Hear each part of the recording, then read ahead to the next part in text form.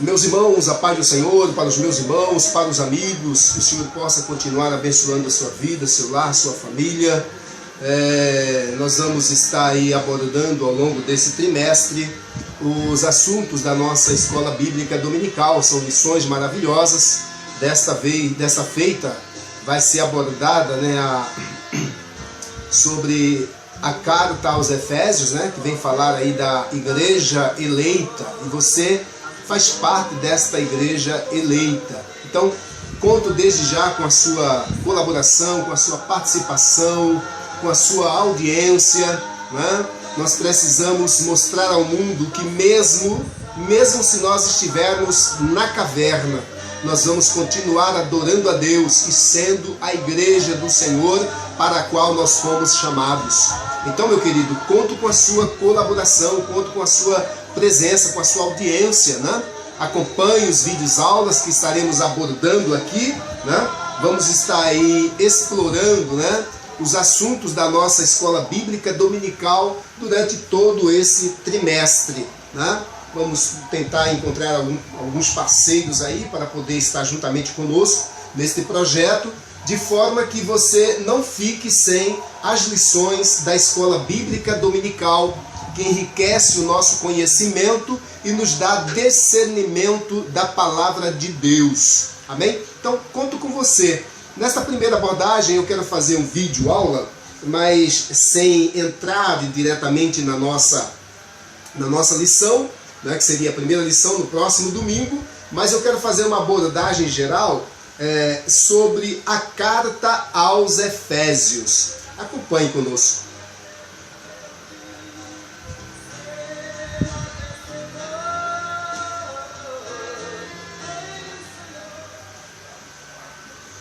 Então vamos lá.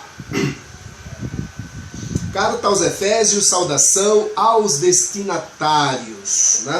Vamos fazer aí uma abordagem geral desta carta aos Efésios, porque durante esse longo trimestre aí, estaremos estudando esta carta, com o título aí de A Igreja Eleita.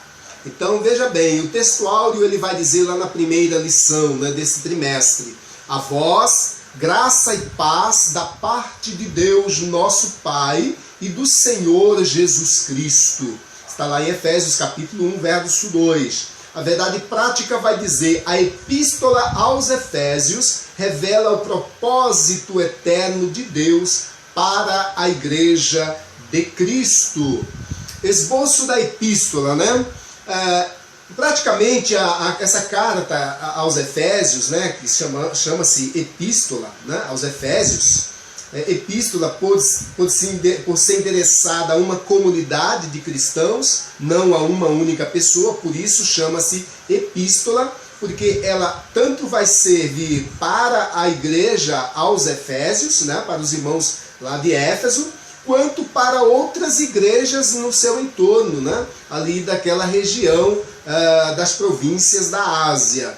Então, por isso a nomenclatura epístola aos Efésios. Ok? Então, ela vai ser dividida em praticamente 2 tópicos, todo o conteúdo da carta. E depois vem os subtópicos tratando de cada assunto ali nas suas particularidades. Então, no primeiro tópico da carta aos Efésios, nós temos lá sua doutrina basilar.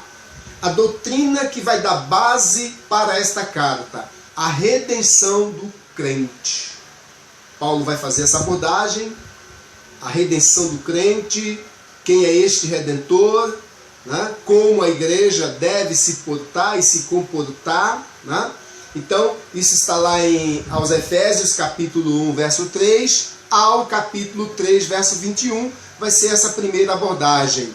A preeminência de Cristo na redenção. Paulo vai fazer essa abordagem da preeminência de Cristo na redenção. Capítulo 1, verso 3 ao verso 14. Sua preeminência no plano do Pai, o plano que Deus elaborou para salvar a humanidade, para salvar a igreja. Está lá no capítulo 1, do verso 3 ao 6. Depois, no subtópico 2, sua preeminência na participação do crente. A preeminência de Cristo na participação do crente neste plano elaborado pelo Pai, ok? Então está lá no capítulo 1, verso 7 ao verso 12. Depois, o subtópico 3, sua preeminência na concessão do Espírito Santo, a preeminência de Cristo na concessão do Espírito Santo. Sabemos que nós recebemos o Espírito Santo pela concessão de Cristo, né? Ele mesmo disse que subiria para o Pai, mas enviaria o Consolador, que é o Espírito Santo. Então, sua preeminência na concessão do Espírito, está lá em capítulo 1, versos 13 ao 14. Depois, a oração pela iluminação espiritual do crente. Paulo vai fazer essa oração, né? Pela iluminação espiritual do crente. Está lá no capítulo 1, do verso 15 ao verso 23. Né? Na verdade, nós sempre pedimos, né, na oração para que Deus dê entendimento, dê discernimento aos nossos irmãos, aqueles que têm vontade de servir a Deus, né? Em primeiro lugar, porque a palavra de Deus ela não é de particular interpretação. Não, eu vou sempre falar isso, né, bater nessa tecla. A palavra de Deus ela não é de particular interpretação. Então, Paulo vai fazer essa oração, a fim de que o Espírito Santo, né, ilumine a vida desses crentes, para que eles compreendam, né, os objetivos do Evangelho, os objetivos do Reino de Deus, os objetivos da Palavra de Deus, né? E, claro, óbvio, não serem enganados facilmente, né, por conta de muitos falsos profetas, falsos pastores, falsos ensinadores, que muitas vezes se infiltram no meio do povo, no meio da igreja de Deus. Depois dividimos aí o primeiro tópico na letra A e letra B. Agora a letra B, o resultado da redenção em Cristo. Quero deixar claro, antes de mais nada, que toda essa estrutura ela tem aí a sua base, a sua fundamentação na nossa Bíblia de Estudo Pentecostal, viu, meus irmãos? Bíblia de Estudo Pentecostal. Se você tiver essa Bíblia, você vai acompanhar essa mesma elaboração juntamente conosco, ok? Então, o resultado da redenção em Cristo está lá no capítulo 2, capítulo 2 e 1, ao capítulo 3, verso 21. Né? Então vem lá o primeiro subtópico, liberta-nos do pecado e da morte para uma vida em Cristo Jesus. Né? Primeiro, Deus liberta-nos do pecado e da morte para uma nova vida em Cristo Jesus. Porque o crente não morre, o crente morre, mas a sua morte não é eterna, tá certo? Ele ressuscita, a exemplo de Cristo, para uma nova vida, para uma nova dimensão em Cristo Jesus, o nosso Senhor. Capítulo 2, e verso 1 ao verso 10. Né? Subtópico 2, da letra B, reconcilia-nos com os que estão sendo salvos. Ele nos reconcilia com os que estão sendo salvos. Como é isso, né? Observe que a Igreja de Cristo ela é composta por pessoas de diferentes naturezas, de diferentes povos, diferentes línguas, né? Diferentes costumes e culturas diferentes. Somente o Evangelho é capaz de fazer esta reconciliação. Compreende isso?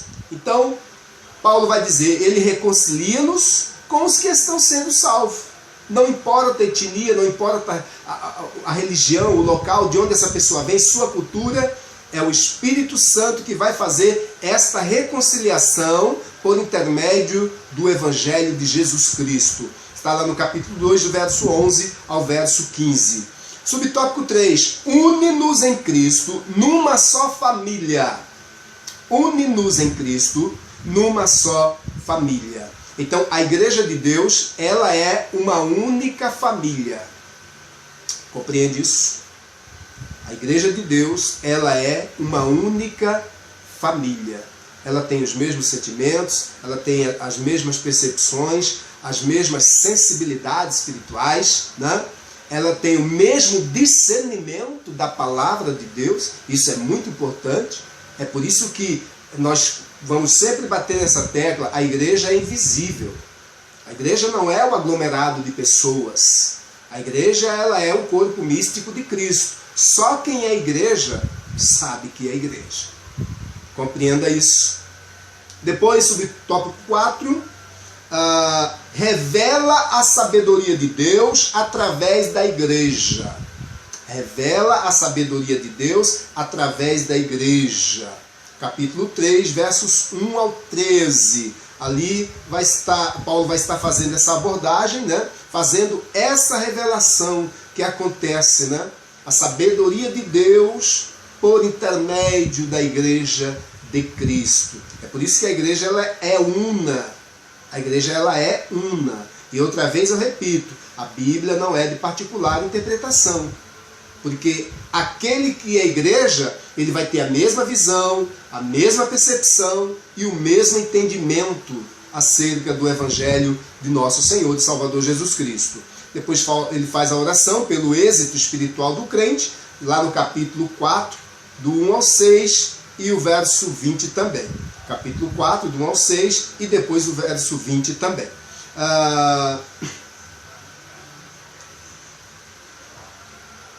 A parte 2 aqui, instruções práticas à vida do crente. Na parte 2 da carta aos Efésios, né, temos lá as instruções práticas à vida do crente. Aqui nós vamos ter toda uma orientação como o verdadeiro cristão deve se portar. Deve se portar. Deve se comportar ante o mundo pagão. O mundo que ainda não aceitou a Cristo, o mundo que ainda não creu na palavra de Deus. Então, a partir do capítulo 4, Paulo traz todas essas instruções. Capítulo 4, verso 1 ao capítulo 6, verso 20. A primeira parte aqui da parte 2, letra A. Dividimos letra A, letra B e letra C, né? Essas instruções práticas. Letra A, a nova vida do crente. A partir do momento que ele aceita Cristo como Salvador, ele passa a viver em novidade de vida. A sua conduta, ela começa a ser diferenciada da sociedade sem Deus ao seu redor. Então, subtópico 1, em harmonia com o propósito de Deus para a igreja, né? Capítulo 4, do 1 ao 16. Uma nova vida, subtópico 2, uma nova vida de pureza. O cristão salvo, liberto, remido, comprado e lavado pelo sangue de Jesus, ele vai procurar viver uma vida pura e santa sempre. Tá certo? Então, uma nova vida de pureza, capítulo 4, 17 ao capítulo 5, verso 17. Depois, subtópico 3, vivendo como filhos da luz. Vivendo como filhos da luz. Imaginem isso, né?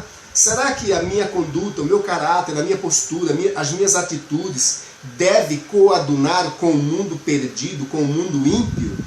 Acredito que não. Você precisa viver como filhos da luz. O próprio Jesus, ele mesmo vai dizer, né? Vós sois a luz do mundo e o sal da terra, não é verdade? Então, o Senhor, ele nos chamou para iluminar o mundo. Aonde há trevas, quando o cristão chega, ele chega com a luz. Ele mostra a verdade de Deus. Ele mostra a justiça de Deus. Ele mostra os propósitos de Deus. Então, vivendo como filhos da luz, Paulo vai fazer essa abordagem. Está lá no capítulo 5, verso 8 ao verso 14. Subtópico 4 da letra A. Cautelosos e cheios do Espírito. Capítulo 5, versos 15 ao 21. O crente, ele vai ser sempre prudente, ele vai ter sempre cautela nas suas ações, nas suas atitudes, no seu trato, nas suas decisões. Em suas decisões também ele precisa ter cautela e, acima de tudo, ser cheio do Espírito Santo. Por que ser cheio do Espírito Santo? Porque a partir do momento que você é cheio do Espírito de Deus, você não se engana, você não se deixa enganar. E você também não engana ninguém. Compreende isso? Então, cautelosos e cheio do Espírito de Deus. Capítulo 5, versos 15 ao 21. A parte B desse tópico 2, né, dessa divisão 2 aqui. O relacionamento familiar do crente. Paulo vai fazer essa abordagem. Como o crente deve se relacionar dentro do seio da família, dentro do âmbito familiar, né? Está lá no capítulo 5, versos 22 ao capítulo 6, verso 9. Primeiro subtópico da letra B. Esposas e maridos, como eles devem se portar e se comportar uns para com os outros. Capítulo 5, versos 22 ao 33. Depois, subtópico 2, filhos e pais. Capítulo 6, verso 1 ao 4. Subtópico 3, servos e senhores. Capítulo 6, verso 5, verso 9. Verso 5 ao 9, né? Depois, a parte letra C, né? Letra C. A guerra espiritual do crente. Está lá no capítulo 6, do 10 ao 20. Eu costumo dizer que a nossa vida, a vida do cristão, ela é uma batalha constante. Uma batalha espiritual constante. E se você não tiver as armaduras de Deus, certamente você vai perecer. Certamente você vai fracassar. Mas se você tiver as armaduras de Deus, tá? Eu posso garantir uma coisa para você. Não há batalha que você não vença. Não há pelejas que você não vença. Não há demônios que não sejam subjugados. Por quê? Porque nós não devemos lutar com as armas dos homens. As nossas lutas e as nossas batalhas, elas são travadas em Deus. Em Deus. E em Deus nós temos as armas espirituais. Né? Então, subtópico 1, nosso aliado. Quem é o nosso aliado nessa batalha? Deus, o próprio Deus. Compreende? Porque é impossível o crente fiel, o crente salvo, o crente liberto, o crente transformado, é impossível ele perder uma batalha. Por quê? Quem é o seu aliado? Deus. E quando nós vamos para o contexto da Bíblia Sagrada, Antigo Testamento, nós vimos que muitas batalhas, muitas pelejas, né, no meio do povo de Deus foram vencidas com a intervenção divina. É por isso que nós falamos isso com todas as letras e sem medo de errar. Creia, confie, se você está servindo a Deus, na sua sinceridade, Ele é o teu maior aliado em todas as pelejas. Está lá no capítulo 6, versos 10 ao verso 11a, né? Parte A do verso 11. Segundo subtópico, nosso inimigo, Satanás e suas hostes. Nosso inimigo, Satanás e suas hostes. Não é o teu vizinho, não é o teu colega de trabalho. Compreende isso? Você tem que enxergar essas batalhas pelo âmbito espiritual. E quando nós enxergamos desta maneira, nós vamos descobrir que não é o teu patrão, não é o teu vizinho, não é o teu colega do lado. Não. Teu maior inimigo é Satanás e as suas hostes. Agora é lógico que ele vai usar os seus instrumentos. Ficou claro isso? Capítulo 6, versos 11b ao verso 12. Depois, subtópico 3, nosso equipamento de defesa, toda a armadura de Deus. Toda a armadura de Deus. Quais são as armaduras de Deus? Vamos lá, a palavra de Deus. A palavra de Deus. A oração. O escudo da fé. O escudo da fé. Os pés calçados com a preparação do evangelho da paz. É uma das armaduras de Deus.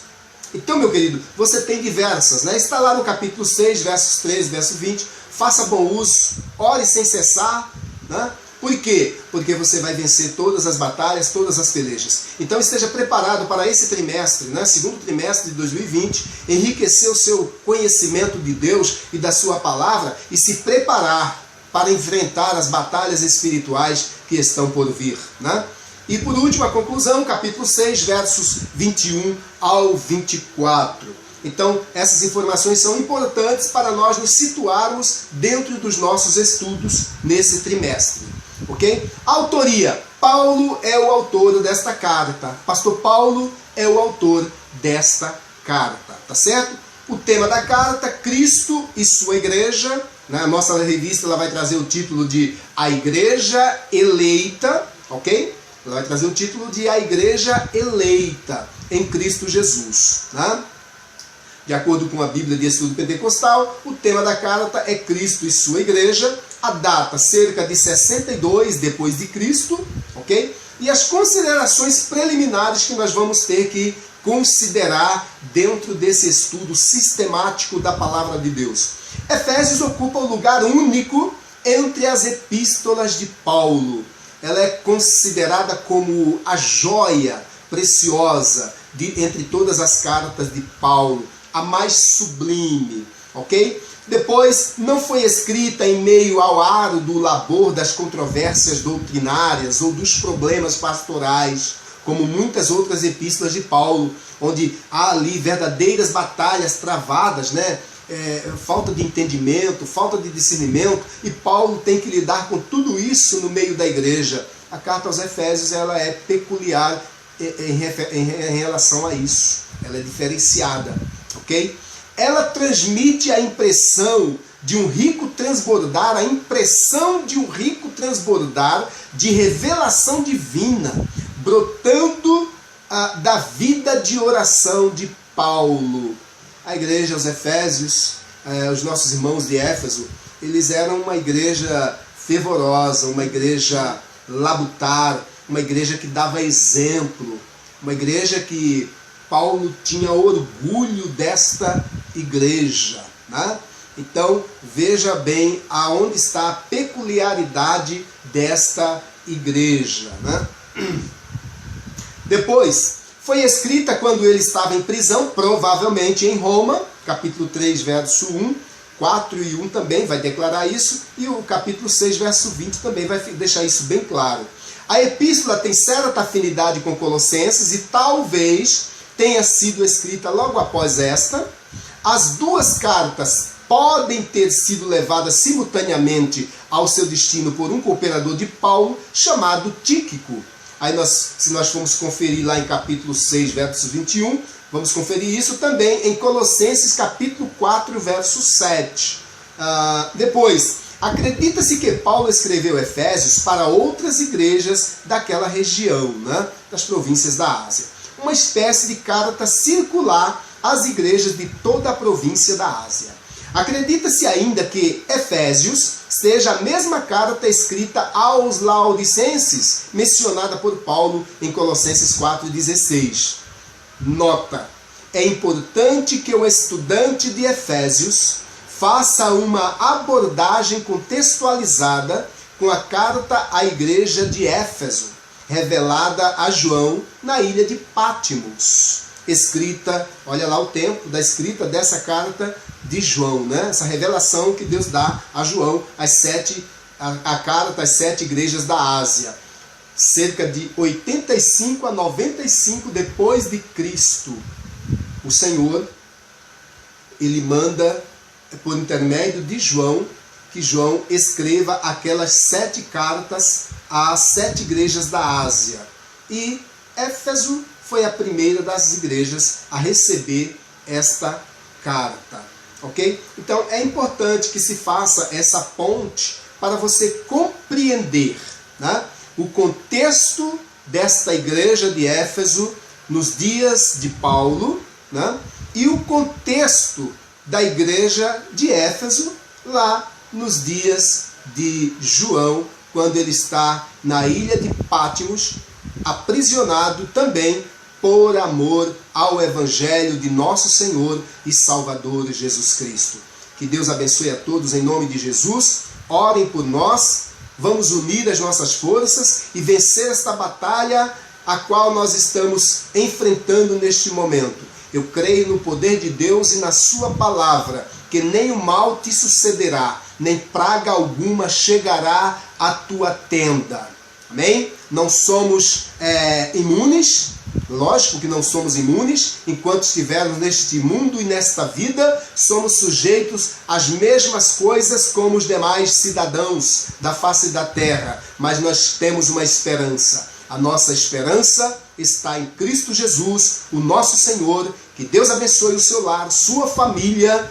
Siga em frente, professando o nome de Jesus e acreditando que a sua vitória, a nossa vitória, já está a caminho e em breves dias este país está liberto para a honra e a glória do nome do Senhor Jesus. Amém.